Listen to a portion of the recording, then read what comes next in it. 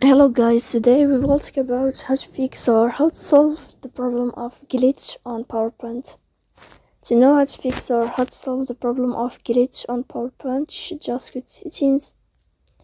In the first, you can go to apps and you will enter to PowerPoint.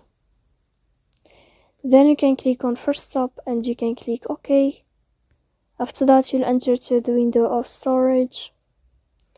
Here you can click clear cache. Don't click clear data because that can delete your account. In the end, you can turn off your phone and you can wait a moment to turn on your phone again. If it's not working with you, then you can go to Play Store. You can search about Microsoft PowerPoint, and if you will find update in this blue sign, then you can click to update your app. So please don't forget to support us by like and subscribe. See you next time in another video, and thank you for